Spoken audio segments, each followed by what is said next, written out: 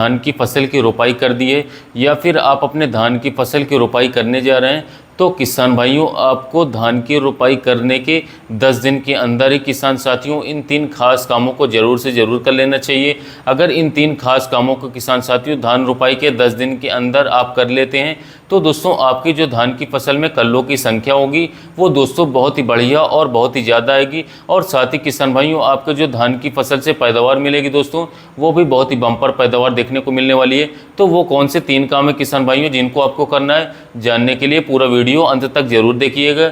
साथ ही किसान भाइयों अगर आप हमारे इस चैनल पर पहली बार आए हैं तो हमारे इस चैनल को सब्सक्राइब करके बेल आइकन को जरूर दबा दीजिएगा। सबसे पहले बात करते हैं किसान साथियों की, अगर आप धान की रोपाई इस समय पर करने जा रहे हैं तो आपको कौन सी बात का ध्यान रखना चाहिए। किसान भाइयों अगर आप इस समय पर धान की रोपाई करने जा रहे हैं तो दोस्तों अगर आपके धान की जो नर्सरी है उसको आपको दोस्तों 25 से लेकर के 30 दिन की अवस्था में ही निकाल करके अपने धान के खेत में रोपाई कर देनी है। इससे ज़्यादा किसान भाइयों आपको लेट बिल्कुल भी नहीं करना है। अगर किसान भाइयों आपकी जो धान की नर्सरी है वो 35 से लेकर के 40 दिन की हो जाएगी तो आपके धान की नर्सरी के खेत में ही किसान भाइयों कल्लों की संख्या जो है वो बढ़ना शुरू हो जाएगी।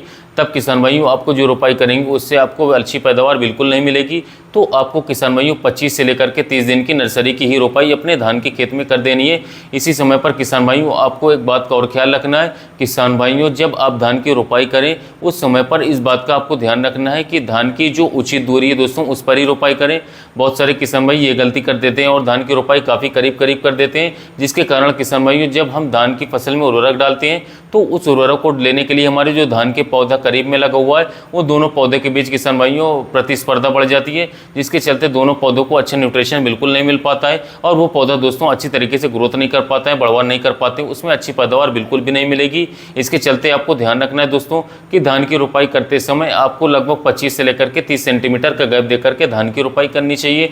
और नंबर 2 पर किसान भाइयों धान लगने के 10 दिन के अंदर आपको जिस खाद बात का ध्यान रखना है ये है किसान भाइयों की, अगर आपके खेत में दोस्तों दीमक की समस्या है, टर्माइट्स की समस्या है, दीमक आपके खेत में लगते हैं, तो आपको ध्यान रखना है दोस्तों कि इसी समय पर आपको दीमक नियंत्रण की दवा डाल देनी, जैसे कि फिप्रोनिल आता है 0.3% GR या फिप्रोनिल 0.6% GR, जिससे कि दोस्तों शुरुआती अवस्था में दोस्तों टर्माइट्स का सफाया कर दें। इसके साथ साथ दोस्तों आपके खेतों में रोग न लग पाए, कीट का किसान साथियों अटैक न हो पाए, तो आपके खेत में इस तरीके से सारे दीमक समाप्त हो जाएंगे। उसके साथ किसान भाइयों अगर आपने अपने खेत की जुताई अच्छे से नहीं की थी, उसमें खरपतवार थोड़े बहुत है किसान साथियों और वो भविष्य में आने की संभावना है, तो दोस्तों आपको खरपतवार नियंत्रण की भी दवाई जरूर डाल देनी चाहिए। अगर किसान भाइयों शुरुआती अवस्था में खरपतवार नियंत्रण के लिए डालेंगे दोस्तों प्रेटीराक्लोर डालें 600 ml प्रति एकड़, काफ़ी अच्छा रिजल्ट रहेगा। इससे धान की फसल हरी भरी रहेगी, खरपतवार नहीं घूमेंगे और पैदावार भी काफ़ी अच्छी मिलेगी।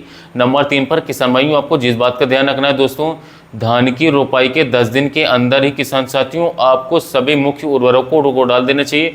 बहुत सारे किसान भाई गलती कर देते हैं, धान की रोपाई के 7-8 दिन के बाद पहले उर्वरक डालते हैं दोस्तों खाद की, लेकिन आपको ऐसा नहीं करना है किसान साथियों। धान की रोपाई के 3 से 4 दिन के अंदर ही किसान साथियों आपको पानी रहते ही खेत में सभी उर्वरकों को दोस्तों उपयुक्त उर्वरकों को डाल देना है, जिसमें किसान भाइयों आपको मुख्यतः नाइट्रोजन, फास्फोरस और पोटेशियम को डाल देना है। दोस्तों किसान भाइयों इन तीनों को अवश्य जरूर डाल देना है। इसके साथ ही किसान भाइयों अलग से आपको एक प्रोडक्ट को और डाल देना है, यह है दोस्तों किसान साथियों जिंक सल्फेट।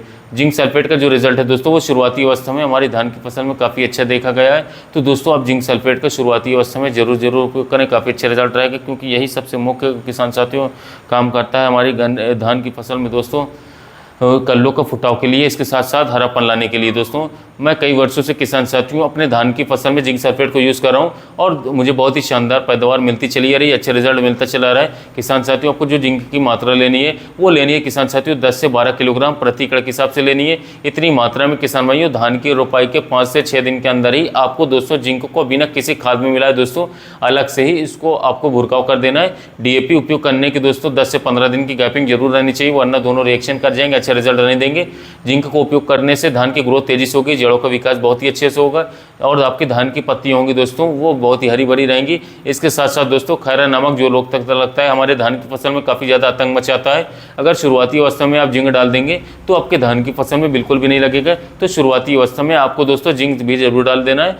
तो धान की रोपाई के 10 से 12 दिन के अंदर ही आप इन तीनों कामों को कर लेते हैं साथियों, तो दोस्तों बहुत ही अच्छा रिजल्ट रहेगा। मैंने 1-2 काम आपको ज़्यादा बता दिए, तो निश्चित ही किसान साथियों इस वर्ष आपको अपने धान की फसल में बहुत ही बढ़िया और शानदार उत्पादन दोस्तों आपको देखने को मिलेगा, उच्च क्वालिटी का उत्पादन मिलेगा। इसके साथ साथ दोस्तों आपको एक काम और लास्ट में बता देता हूँ, बहुत ही मुख्य बात है दोस्तों, ये बात आपको कोई नहीं बताएगा कि जब भी आप दोस्तों पहले यूरिया अपने धान की फसल में उपयोग करें, उस समय पर काफ़ी सारे दुकानदार भाई हैं जो अन्य अन्य प्रोडक्ट बताते हैं, पर किसान भाई परेशान हो जाते हैं, काफ़ी महंगी दवा पर खर्च कर लेते हैं, तो उनके खेत में फंगस जनित बीमारियां भी लग जाती हैं। इसके साथ साथ पौधे में बढ़वार भी देखने को नहीं मिलता है। तो दोस्तों मैं आपको यहाँ पर एक सीधा हुआ सिंपल तरीका बता दे रहा हूँ, यदि आप इस चीज़ को उपयोग करेंगे तो आपके धान की फसल में फंगस जनित बीमारियां बिल्कुल भी देखने को नहीं मिलेंगी, खैरा नामक बीमारियां भी देखने को नहीं मिलेगी, पौधे की बढ़वार भी होती रहेगी, पौधे में पीलापन नहीं आएगा।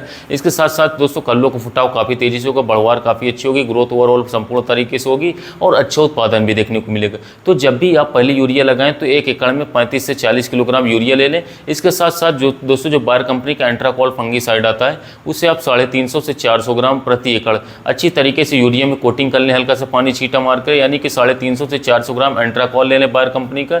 इसे यूरिया के साथ छींटा मार करके दोस्तों अच्छी तरीके से मिला लें और अपने खेत में बिखराव करवा दें। इसके बाद खेतों में पानी लगवा दें। दोस्तों यदि इतना आप कर लेते हैं तो मैं 100% श्योरिटी के साथ कहता हूँ, मैं कई सारी किसान भाइयों को रिकमेंड भी करता हूँ, उन्हें काफ़ी अच्छा रिजल्ट भी मिलता है कि आपके धान की फसल में संपूर्ण विकास होगा, किसी भी फंगस जनित बीमारियां भी नहीं लगेंगी, जड़ों का विकास अच्छा होगा और एक अच्छा उत्पादन पिछले वर्ष के मुकाबले अपने धान की फसल से निकाल पाएंगे। तो ये किसान साथियों जो मैंने आपको ट्रिक बताई, इसे अपने धान की फसल में एक बार जरूर उपयोग करेगा। मैं 100% श्योरिटी के साथ कहता हूँ, बहुत ही अच्छे रिजल्ट आपको देखने को मिलेगा। तो दोस्तों कैसी लगी जानकारी, वीडियो अच्छा लगा हो तो चैनल को सब्सक्राइब करिएगा, वीडियो को लाइक करिएगा दोस्तों। इसके साथ साथ दूसरे किसान भाइयों तक भी शेयर कीजिएगा, जिससे कि उनको भी ये महत्वपूर्ण जानकारी प्राप्त हो सके। तो दोस्तों मिलते हैं नए वीडियो में नए टॉपिक के साथ।